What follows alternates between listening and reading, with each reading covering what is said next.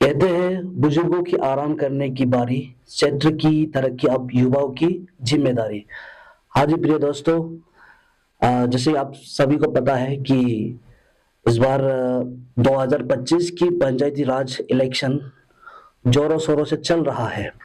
इसी बीच हमारे बीच में स्टूडियो में मौजूद है हमारे एक युवा नेता जिनका नाम है जोमी बागरा जी।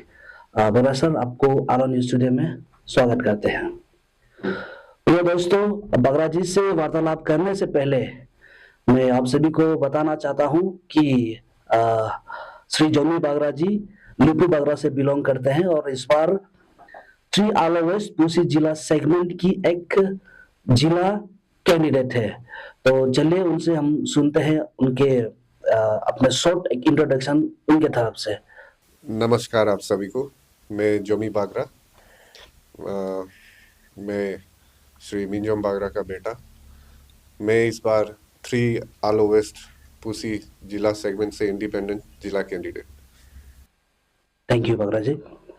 सर, हमने अ, आपके बारे कुछ रिसर्च किए हैं। आप एक एंटरप्रेन्योर हैं, you being a successful entrepreneur. तो कई सारे लोगों का ये कहना है कि अब बगरा जी जैसे जोमी बगरा जी जैसे जो यूथ है, जो एक सक्सेसफुल एक एंटरप्रेन्योर है, उनको क्या ऐसा जरूरत पड़ गया है कि पॉलिटिक्स में आना? तो आप काइंडली आप श्रोताओं को, व्यूअर्स को आप बता दीजिए कि आप एक सक्सेसफुल एंटरप्रेन्योर होने के बावजूद भी आप क्यों पॉलिटिक्स में आप जंप इन कर रहे हैं? देखिए बागा जी, ऐसा है, मेरा एंटरप्रेन्योरशिप भी, मेरा जो बिजनेस का जो मेरा अ, जो रास्ता रहा है उसमें भी बहुत सारा कठिनाइयाँ हुआ है। जैसे मैंने फर्स्ट में, जब मैं कॉलेज में था, तब मैंने यू नो जब कॉलेज में रहते हुए पॉकेट मनी तो पहुंचता नहीं था, उसमें रेंट हो गया, फिर खुद खुद का खर्चा हो गया। तो वो सब में भी मैंने कॉलेज में पार्ट टाइम जॉब्स ये सब भी बहुत किया। लाइफ इंश्योरेंस कंपनीज में भी मैंने काम किया। बजाज अलायंस जैसे हो गया, तो आदमी को इंश्योरेंस के बारे में बताते थे।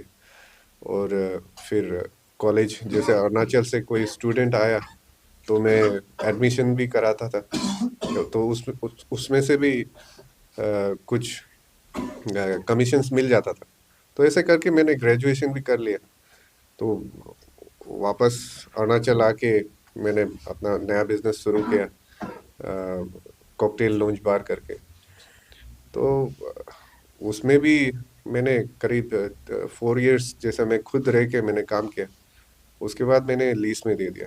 शादी हो गया था तो आपका बार बिजनेस जो होता है, लिकर बिजनेस, एक बहुत बड़ा चैलेंजिंग बिजनेस है, जिसमें हर कोई नया कहीं से भी कस्टमर्स आता है तो उनको फेस करना पड़ता है। और रात का बिजनेस होता है तो it's not ideal job for married man I guess. तो छोड़ दिया। उसके बाद आलो आ गया।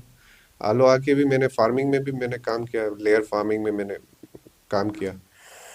तो अंडा बेचा मैंने आलो में, सनराइज एग्स करके। तो ऐसे चलते एक्चुअली मेरा लाइफ में एक्सपीरियंस जो करना था वो मैंने किया। तो फिर आगे चलते जेसीआई में भी मैंने जो जूनियर चेंबर इंटरनेशनल है, जो एनजीओ है, उसमें उसमें भी मैंने पार्टिसिपेट किया। ईटानगर में था तो मैं आलो में शिफ्ट कर लिया था। उसमें भी बहुत सारा काम किया हम लोगों ने। सोशल वर्क्स किया, स्कूल्स में गया, वहाँ पे भी हम लोगों ने बहुत सारा काम किया, प्लांटेशन किया, स्टूडेंट्स को हम लोग काउंसलिंग किया, करियर काउंसलिंग किया। उन लोग को बहुत सारा चीज़, जैसे सैनिटरी पैड मशीन्स, आपका वाटर फिल्टर इंस्टॉलेशंस, डस्टबिन, ये सब बहुत सारा चीज़ हम लोग हीगे बागरा में भी किया, कोम्बो में भी किया, बहुत सारा जगह में किया। तो उससे भी मुझे बहुत सारा एक्सपीरियंस मिला कि यू नो एक्चुअली में हम लोग का यूथ्स लोग का प्रॉब्लम क्या चल रहा है। स्कूल्स स्कूल्स में गया तो सबका प्रॉब्लम एक ही था कि यूथ्स को एक्चुअल में कोई रास्ता नहीं दिखा रहा कि आप पढ़ना क्या है, बनना क्या है, आपको लाइफ में करना क्या है, आपका एम्बिशन क्या है। ये एक प्रॉब्लम मैंने देखा।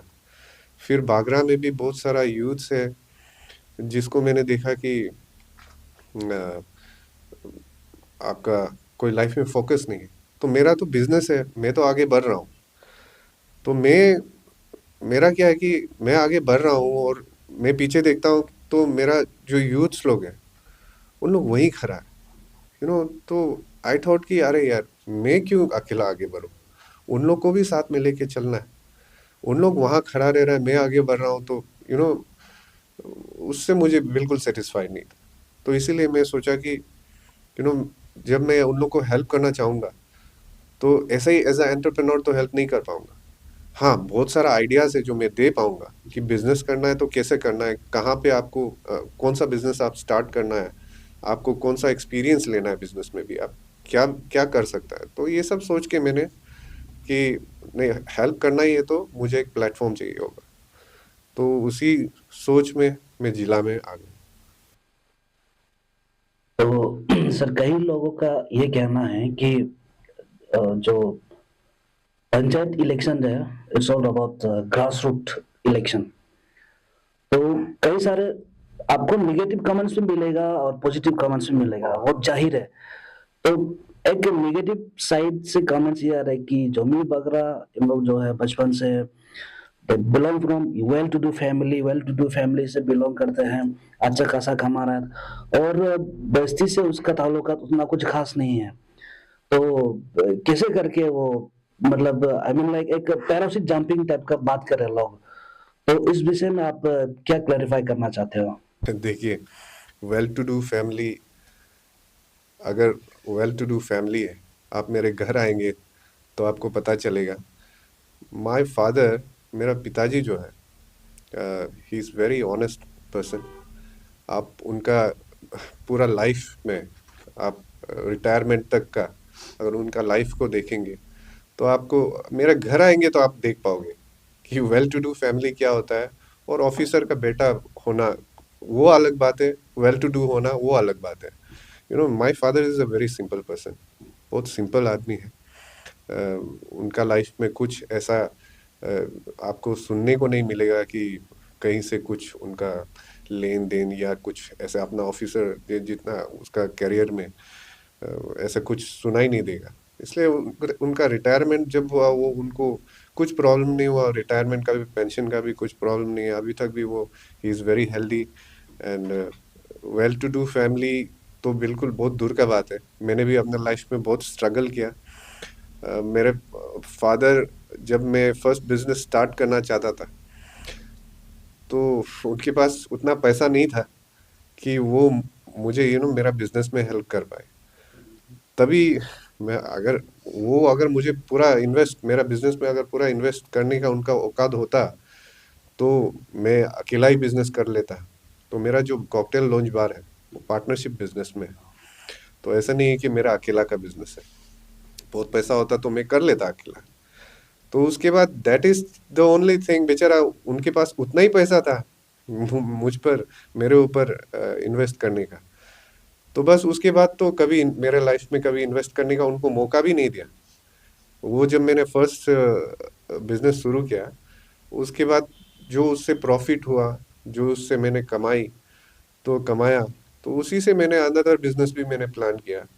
और बहुत सारा, जैसे बैंक से कैसा लोन निकाल के बिजनेस कैसे करना है, बैंक से हेल्प लेके मैंने जो बिजनेस, अभी भी जो बिजनेस मैंने शुरू किया है वो भी मैंने बैंक से फाइनेंस करा के ही शुरू किया है।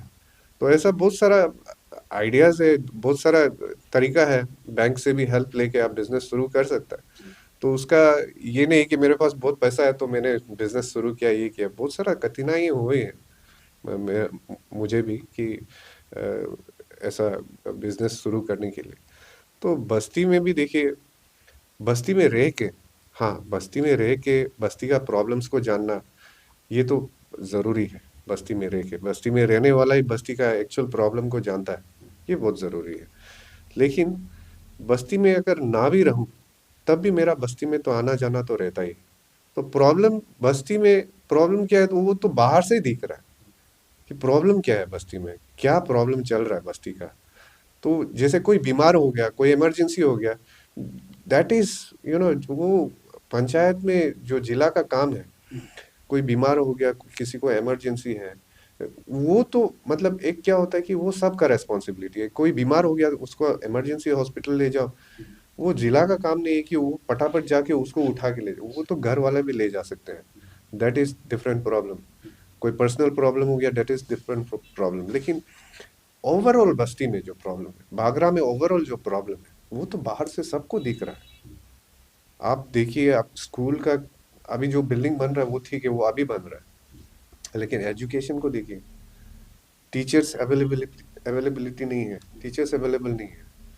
तो ये सब को देखिए, वो तो बाहर से ही दिख रहा है ना। ग्राउंड नहीं है हम लोग के वहाँ पे फुटबॉल खेलने के लिए, क्रिकेट खेलने के लिए, यूथ अपना स्पोर्ट्स में एबिलिटी दिखाने के लिए ग्राउंड नहीं है, वो तो बाहर से दिख रहा है। आपका रोड्स को देखिए, आपका जगह जगह में रोड्स अभी तक नहीं पहुंचा, कनेक्टिविटी अभी तक नहीं है। तो वो सबको देखिए, वो तो बाहर से दिख रहा है। उसके लिए मुझे बस्ती में रह के वहां बैठ के वो उसका, मेरे ख्याल से मुझे लगता है कि वैसे कोई जरूरत नहीं है, वो तो मैं बाहर से ही दिख रहा हूँ। तो चलिए इसी के चलते मैं सीधा एक लाइन पे आपको मैं एक सवाल पूछता हूँ कि मैंने ये नोट डाउन भी किए थे। अब यू बीइंग ए जिला कैंडिडेट, अब एग्जैक्ट कौन सा ऐसा मुद्दा है जिसको लेकर आपको लगा कि ये सेक्टर्स पे अगर मैं कल को जिला बन जाऊं तो ये सेक्टर्स पे मुझे फोकस करना है। तो कौन कौन सा ऐसा एरियाज है जहाँ पे आपको प्रॉब्लम्स दिखाई दिया? जैसे आपने थोड़ी देर पहले कहा कि education sector, road communication, this and that. तो पर्टिकुलरली आपका तो कुछ तो विजन होगा कि ये सेक्टर्स को मैं सुधारूंगा। तो आप जाहिर है आप जो भी पॉडकास्ट देखेंगे आपका वोटर्स ही देखेंगे, और हमारे यहाँ के जितने भी हैं, तो आप उन लोगों को भी बता दीजिए कि आपका एग्जैक्ट क्या ऐसा चीज था जिस पे देख के आपको लगा कि नहीं, मुझे पॉलिटिक्स में आना, ये चीज को मैं सुधारने के लिए मैं कोशिश करूंगा। देखिए, मेन प्रॉब्लम जो हम लोग का ग्रास रूट प्रॉब्लम, वो है यूथ्स। जैसे मैं अभी 44 ईयर्स का हो गया, मिड एज में हूँ। तो हम लोग तो चले जाएंगे, रह जाएगा हम लोग के जनरेशन, फ्यूचर जनरेशन जो यूथ्स है, उन लोग रह जाएगा। बागरा का नाम को उन लोग ही आगे लेके जाएंगे। तो अभी 2025 हो गया, आजकल एआई का ज़माना आ गया। हर एक दिन मतलब सॉफ्टवेयर में बोलो, आपका कुछ भी चीज़ में बोलो, चेंजेस आ रहा है। अब अभी देखिए, आपका सब कुछ मशीन से हो रहा है। आपका इंसान को, जैसे उनको उनके उनके जगह, जैसे जो लेबर्स हैं उनके जगह अभी मशीन्स आ रहा है। तो ये सब आपका कितना चेंजेस आ गया 2025 तक। तो अभी मैं बागरा में जब देखता हूँ, तो यूथ्स को जब देखता हूँ, अनएम्प्लॉयड यूथ्स को देखता हूँ, ग्रेजुएटेड यूथ्स को देखता हूँ, एमए करके ऑटो चला रहा है। नहीं, ऑटो चलाना कोई खराब बात नहीं है, ऑटो चलाना कोई गलत बात नहीं है, लेकिन जो क्वालिफाइड यूथ्स है, वो ऑटो से और फार बेटर कर सकता है, बहुत कुछ कर सकता है। अब बिजनेस लाइन में भी आप आ सकता है। आप ज़रूरी नहीं कि गवर्नमेंट सर्वेंट ही बनना है, या आप स्पोर्ट्स लाइन में भी आ सकता है, और या प्राइवेट ट्यूशंस भी कर सकता है, आप ट्यूशन सेंटर भी खोल सकता है। आप इतना ग्रेजुएटेड है, बहुत सारा चीज़ कर सकता है। लेकिन क्या है कि हम लोग के वहाँ वो सब यूथ्स को भी ऐसा आइडियाज़ और ऐसा मतलब रास्ता भी नहीं दिखा पा रहा है कोई, कि आप ये भी कर सकता है, वो भी कर सकता है थ्रू बैंक फाइनेंस। बहुत सारा स्कीम्स है, वो सब में भी हम लोग यूथ्स को एनकरेज करके वो सब स्कीम्स के बारे में बता के उन लोग को हम लोग रास्ता दिखा सकता है। जैसे आपका एमएसएमई हो गया, उसमें उन्नति हो गया, एआईआईपी हो गया। मतलब जैसे उन्नति में आप 10 करोड़ तक का, 10 से 15 करोड़ तक का आपको सब्सिडीज मिल जाएगा, लोन्स मिल जाएगा। आपका एआईआईपी हो गया, अरुणाचल इनोवेशन इन्वेस्टमेंट पार्क है, उसमें आप 4 से 5 लाख तक का आपका मिल जाता है, आपको हेल्प मिल जाता है। तो बहुत सारा चीज़ है जिसको हम लोग का यूथ नहीं जाता है। जैसे आपका दीनदयाल हो गया, आपका एवरी ईयर दीनदयाल होता है, तो उसमें भी जैसे आपका होम स्टे हो गया, पहले 50 लाख का था, अभी 30 लाख का हो गया। तो ऐसा ऐसा बहुत सारा स्कीम्स निकलता है हम लोग का इंडियन गवर्नमेंट का तरफ से, कि यूथ लोग अगर सही ढंग से चलेगा और उन लोग को मालूम होगा कि करना क्या है, कैसे हम लोग को करना है। यूजुअली बस्ती में क्या है कि फाइनेंशियल प्रॉब्लम हर किसी का रहता है। तो एक्चुअल में हम लोग का डॉक्यूमेंट्स क्या कुछ चाहिए, हम लोग को उसमें किस में हम लोग को फोकस करना है, हम लोग को बैंक को लेके हम लोग को उन लोग को बताना है कि क्या करना है, कैसे करना है।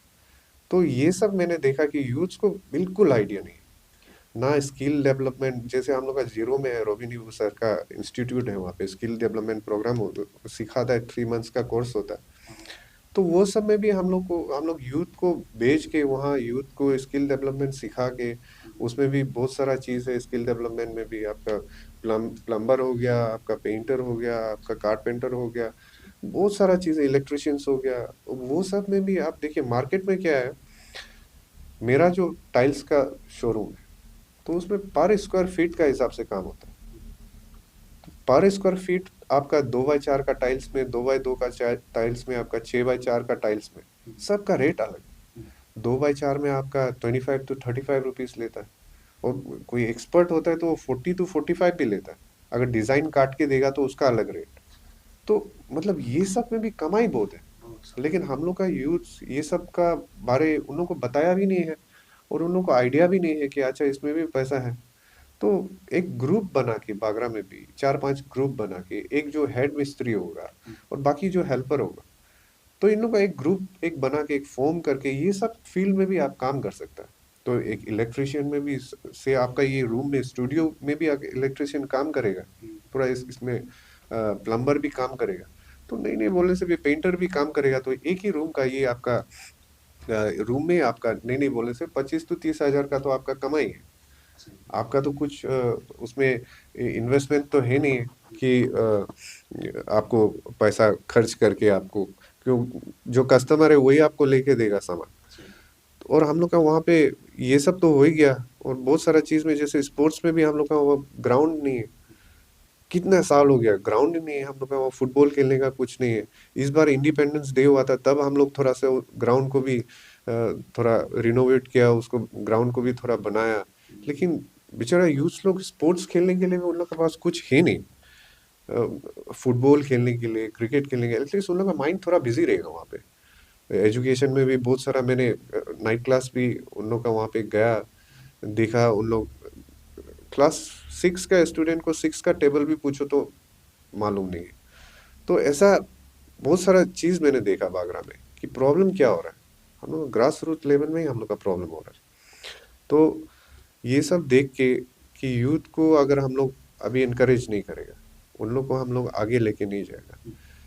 तो अभी जैसे ड्रग्स अब्यूज हो रहा है यूथ्स में ही, हम लोग का आलो में ही आपका 22-25 जैसे हम लोग का यूथ अभी भी रिहैब सेंटर में है। ईटानगर में कितना होगा, आउट ऑफ अरुणाचल भी कितना है। तो ये सब भी हम लोग को इन लोग भी कैसे वहाँ घुस गया, ड्रग्स में कैसे घुस गया। तो लाइफ में कुछ करने नहीं होने के कारण फ्रस्ट्रेशन में घुस गया होगा, कोई किसी का पर्सनल टेंशन होता होगा उसमें घुस गया।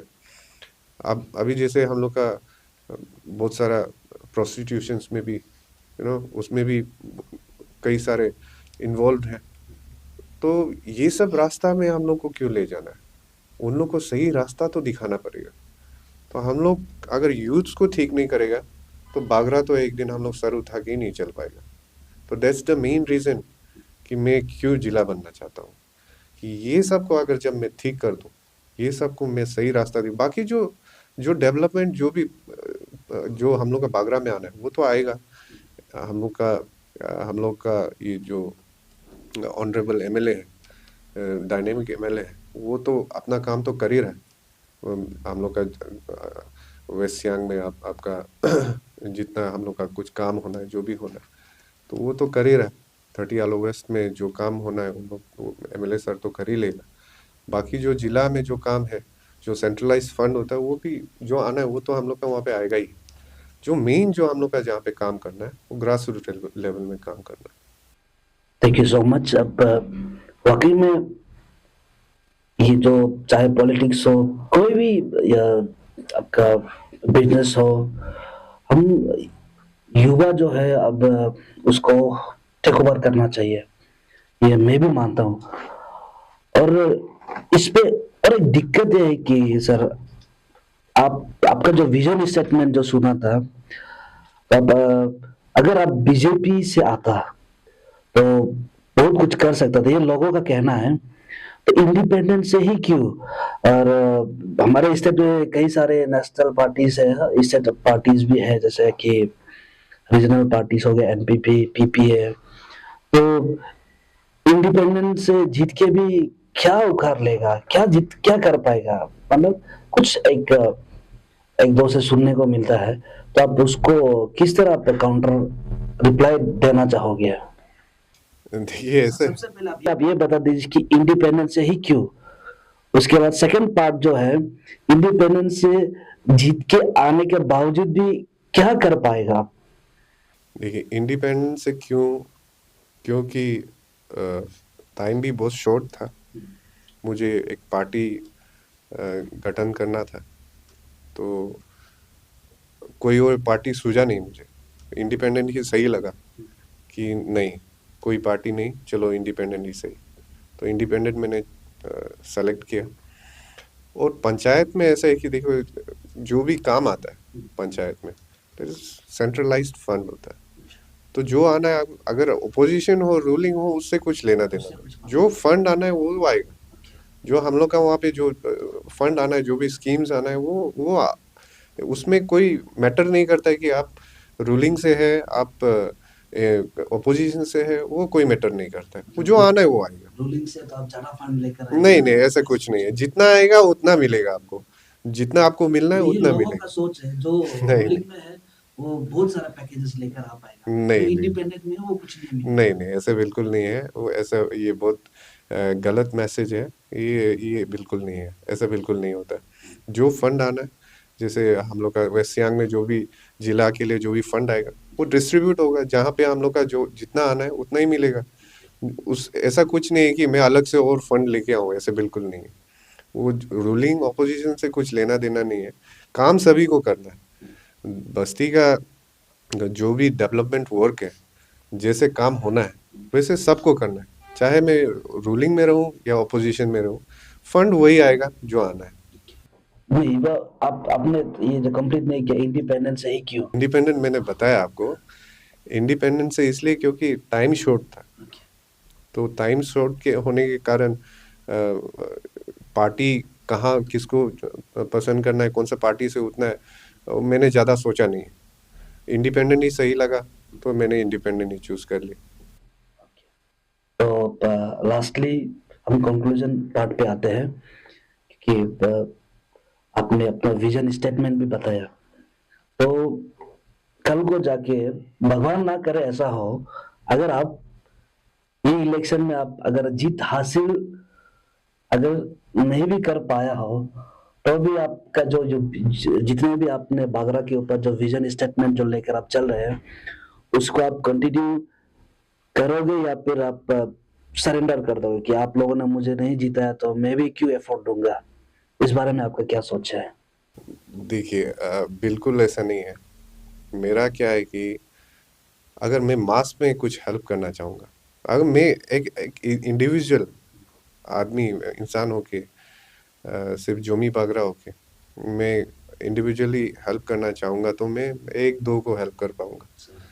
और अगर मैं हार भी जाता हूँ तो वही होगा, एक दो को ही मैं हेल्प कर पाऊँगा, एक दो को भी हेल्प कर पाऊँगा, वो भी एक एक सजेशन से, फाइनेंशियली होने से भी वो उतना नहीं, और या कोई गाइडेंस होने से भी मैं दे पाऊँगा।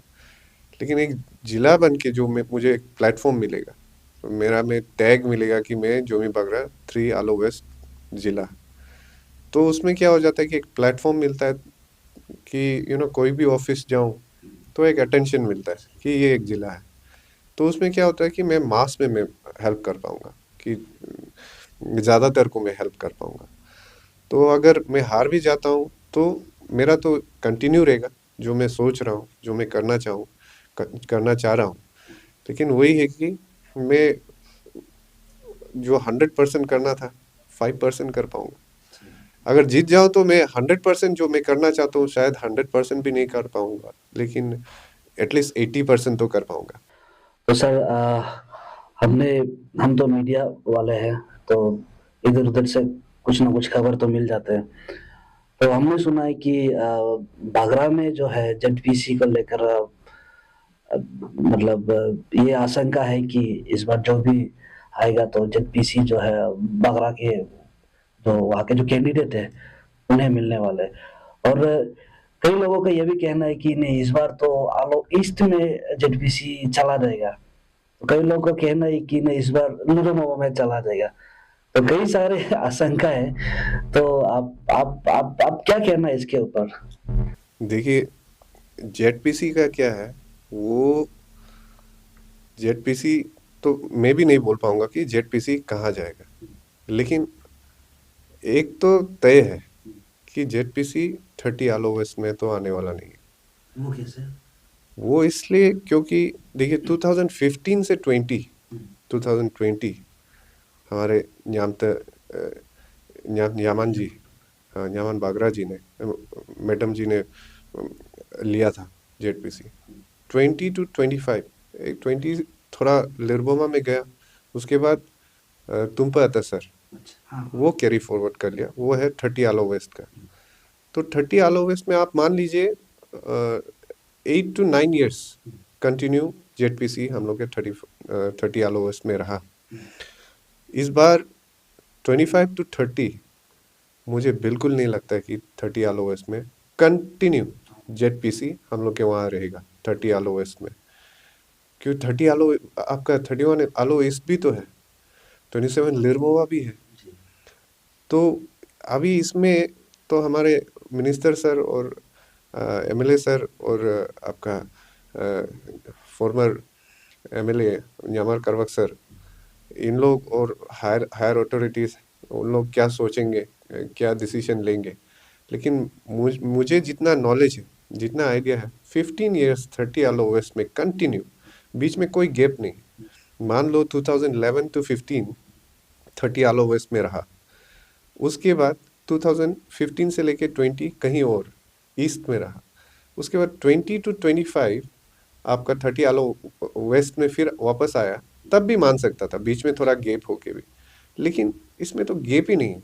15 to 20, 20 to 25 30 आलो वेस्ट, और 25 to 30 फिर से 30 आलो वेस्ट।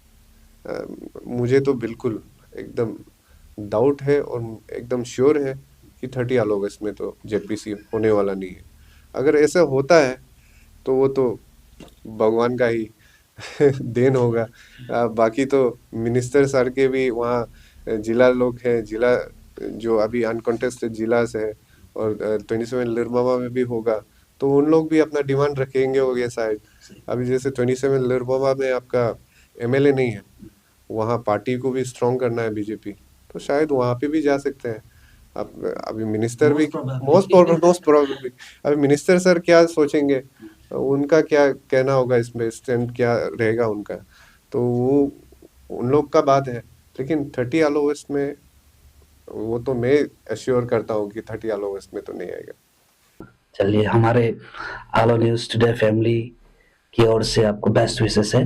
तो सर, आप काइंडली अब आपके जो वेल विशर्स है उसको आप आलो न्यूज़ टुडे के डेस्क के तरफ की ओर से आप एक दो शब्द अपने तरफ से एक मैसेज दीजिए। मेरे प्यारे abo iji kam abo ane Netanyahu asiaber का अवगत है, इस बार तक बला, मेरा चिन्ह तक बला है। मुझे भी एक मौका दीजिए, मुझे भी एक मौका दीजिए कि मैं भी कुछ कर पाऊँ, और मुझे मौका इसलिए भी दीजिए कि आने वाला जो जनरेशन है, जो हम लोग का फ्यूचर है, जो यूथ्स है, जो अनएम्प्लॉयड है, जो ग्रेजुएटेड है, जो बहुत जानकारी है, बागरा में बहुत सारे जानकारी यूथ्स है, उन लोग को भी फ्यूचर में मौका मिले, उन लोग को भी लीडर बनने का मौका मिले, उन लोग को भी ये जानना है कि जिला में काम होता क्या है, करना क्या है, हम लोग को आगे कैसे बढ़ना है। हम लोग फुल स्टॉप कोमा में नहीं चलना है, हम लोग को सीधा चलना है, आगे निकलना है। यूथ्स से मेरा रिक्वेस्ट है, आप लोग लीडर बनिए, आगे बढ़िए, एक जगह में रुक मत जाइए, फ्यूचर को देखिए, प्लान कीजिए। और सीनियर्स कदम सिंह का रिक्वेस्ट है कि आप लोग इतने समय से बस्ती को आप लोग ही चला रहे, आप लोग का गाइडेंस में ही चल रहा है बस्ती। आप देख पा रहे होंगे कि आप लोग के गाइडेंस में भी बस्ती चल कैसे रहा है, खामी कहाँ पे हो रहा है, कहाँ पे प्रॉब्लम हो रहा है, कहाँ चल रहा है। तो आप लोग ये चीज़ को भी, सीनियर्स, आप लोग ये चीज़ को भी ध्यान दीजिए कि आप लोग तो निकल गया, हम लोग तो चल गया, लेकिन जो पीछे जो खड़ा है यूथ्स, उन लोग के ऊपर भी ध्यान दीजिए, उन लोग को भी आगे बढ़ाइए, उन लोग के बारे में सोचिए। जिला ये पॉलिटिक्स बहुत ही जिम्मेदार वाला एक पोस्ट है। आपका वोट को वेस्ट मत कीजिए। आपका कीमती वोट हम लोग का फ्यूचर को बदल सकता है। तो फ्यूचर के लिए, यूथ्स के लिए, एजुकेशन के लिए, वुमेन एम्पावरमेंट के लिए, फार्मर्स के लिए, दोनों ओवरऑल डेवलपमेंट के लिए सही इंसान को चुनिए, सही जानकारी और सही दिशा में आप लोग वोट डालिए, तकबला को वोट दीजिए। मेरा यही रिक्वेस्ट है। इस बार मुझे भी एक बार मौका देखिए। Thank you.